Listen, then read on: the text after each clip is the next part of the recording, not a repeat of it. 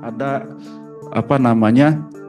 orang yang cuma datang sekali seolah-olah paling bekerja di Aceh, padahal negara udah hadir dari awal. Meski tidak menyebut nama, anggota Komisi 1 DPR RI, Endipat Wijaya, menyinggung pihak Ferry Irwandi yang datang sekali ke wilayah bencana Sumatera tetapi merasa yang paling bekerja. Dia membandingkan informasi bantuan pemerintah dengan donasi 10 miliar rupiah warga untuk korban banjir longsor Sumatera. Orang yang cuma datang sekali seolah-olah paling bekerja di Aceh. Padahal negara udah hadir dari awal. Ada orang baru datang, baru bikin satu posko ngomong pemerintah enggak ada.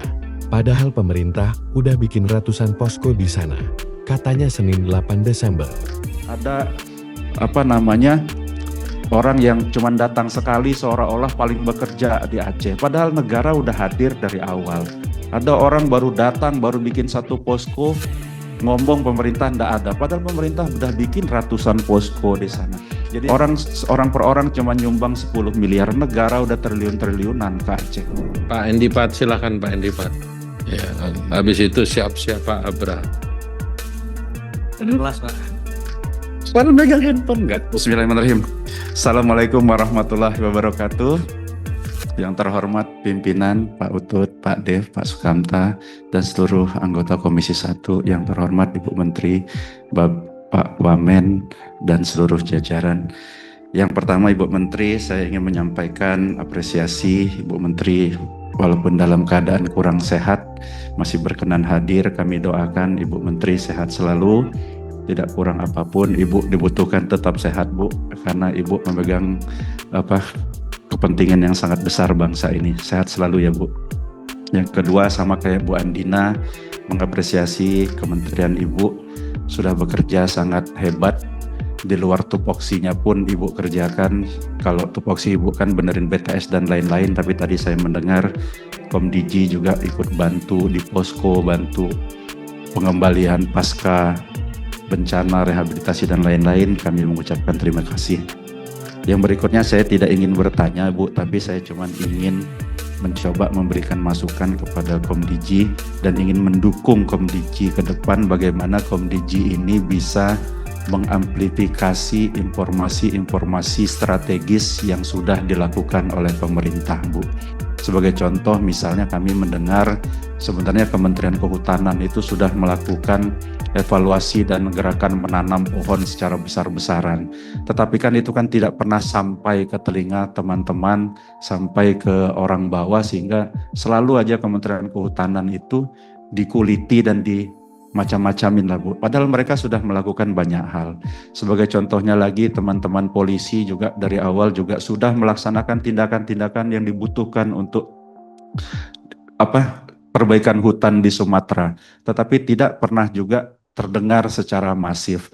Jadi kami mohon Ibu fokus nanti ke depan Kementerian Komdiji ini mengerti dan tahu persis isu sensitif nasional dan membantu pemerintah memberitahukan dan mengamplifikasi informasi-informasi itu sehingga nggak kalah viral dibandingkan dengan teman-teman yang sekarang ini sok paling-paling di Aceh, di Sumatera dan lain-lain itu Bu.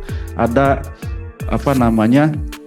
orang yang cuma datang sekali seolah-olah paling bekerja di Aceh, padahal negara udah hadir dari awal. Ada orang baru datang, baru bikin satu posko, ngomong pemerintah ndak ada, padahal pemerintah udah bikin ratusan posko di sana. Jadi yang kira-kira yang seperti itu Bu, mohon jadi atensi dan dikembangkan sama Komdiji untuk menjadi informasi publik yang sehingga publik itu tahu kinerja pemerintah itu sudah ada dan memang sudah hebat. Orang per orang cuma nyumbang 10 miliar, negara udah triliun-triliunan ke Aceh itu Bu. Jadi yang kayak gitu mohon dijadikan perhatian sehingga ke depan tidak ada lagi informasi yang seolah-olah negara tidak hadir di mana-mana. Padahal negara sudah hadir sejak awal di dalam penanggulangan bencana. Kami tahu persis kok Komisi 1 mendorong Angkatan Udara hari pertama langsung ada 4-5 pesawat datang ke sana. Tapi dibilang tidak pernah hadir. Nah mungkin itu karena kita kalah dalam menginformasikan. Nah, walaupun nanti misal Pak Utut izin dibutuhkan sumber daya dalam bentuk anggaran untuk Komdiji untuk bisa mengaplikasi itu, kita izin sama-sama memperjuangkan entah gimana caranya Pak. supaya nanti Komdiji bisa dibantu dalam urusan mengembangkan informasi yang sudah dilakukan oleh pemerintah. Saya pikir itu aja Pak, nggak bertanya karena nanti saya izin jalan Bu, jadi nggak perlu dijawab, cuman masukan. Terima kasih Pak Utut atas kesempatannya. Assalamualaikum warahmatullahi wabarakatuh. Di setiap peristiwa selalu ada the one who stole the show. Nah ini yang stole the show ini, pencuri adegan, mudah-mudahan hanya di tayangan. Memang yang disampaikan Pak Endipat nih sangat penting. Kalau bisa memang hari-hari ini kita punya kanal khusus apa yang sudah dikerjakan oleh pemerintah. Karena yang ditayang tuh yang banjir, yang terus setiap hari membuat aura kepala kita juga jadi negatif ya. Saya persilakan Pak Abraham Srijaya siap-siap para Putri Nahlia. Terima kasih pimpinan, terima kasih Bu Menteri. Mungkin saya hanya ingin menyampaikan aspirasi. Kemarin kami habis dari Bali, habis kunjungan kerja ke Bali. Kami bertemu dengan pemerintah setempat. Memang di sana ada kekhawatiran terkait dengan platform digital namanya Airbnb. Nah, pertanyaan saya, apakah Airbnb ini sudah terdaftar di Indonesia? Dan apabila sudah terdaftar, ternyata pemasukan terkait dengan villa-villa yang dimiliki oleh warga negara asing di Bali itu sangat mendominasi dan besar. Sehingga city tax yang masuk ke Bali itu nilainya jadi kecil. Padahal potensinya hanya Denpasar saja bisa 1 triliun. Nah, mereka berharap apabila Airbnb ini bisa dikenakan pajak untuk bukan hanya di Bali, tapi di seluruh Indonesia, Bu Menteri. Dan kalau misalnya nggak bisa, bahkan sampai gubernurnya bilang Airbnb-nya lebih baik di-ban. Karena situasi hospitality di Bali ini sekarang memang sangat jelek sekali. Hotel-hotel semua pada mau tutup. Hotel bintang 5 pun juga dijual karena warga negara asing lebih prefer untuk stay di villa-villa yang dimiliki warga negara asing daripada di hotel-hotel yang dikenain pajak oleh pemerintah daerah. Itu yang pertama, Bu Menteri. Lalu yang kedua, ini mungkin kaitannya menyambung juga oleh ketua kelas kami, Pak Endi, yang sebetulnya apa yang disampaikan Pak Endi itu juga keresahan dari kita semua. Kami tahu pemerintah hadir dari awal, tapi adanya 1-2 orang yang mengatakan bahwa seakan-akan pemerintah tidak hadir ini adalah disinformasi yang sangat tidak baik untuk masyarakat.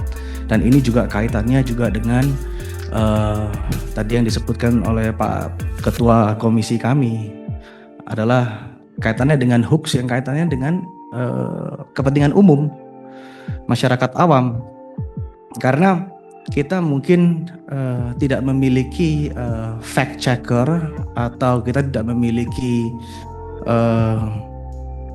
badan untuk mencari fakta, atau apakah perlu dibuat dirgakum sendiri di Komdigi, saya nggak tahu.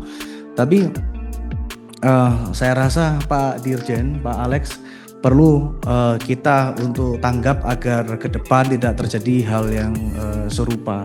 Artinya sejak kejadian Agustus ini saya lihat Pak Dirjen lebih aktif dan lebih kencang. Saya mendukung Pak ChatGPT. Saya ini pengguna user ChatGPT yang paling mahal, Pak. Tapi kalau misalnya dia nggak daftar di sini, saya juga nggak setuju. Karena kita Indonesia ini adalah feeder data terbesar di Southeast Asia yang pengguna ChatGPT. Jadi saya rasa pendaftaran itu semua harus ada, semua harus tunduk. Dan kalau misalnya tidak ada satu PSE yang tidak tunduk pada kita harus berani untuk memblokir. Nah, itu yang ingin saya sampaikan, termasuk dengan hoax.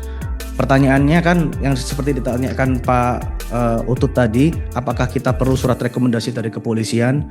Kalau secara logika memang kita harus tahu apakah ini hoax atau tidak. Tapi di satu sisi apalagi menyangkut kepentingan umum, kita harus berani bertindak agar masyarakat ini tidak di-feed oleh disinformasi yang terus-menerus yang berpotensi bisa memecah belah bangsa kita. Mungkin itu aja Bu Menteri, pimpinan, terima kasih.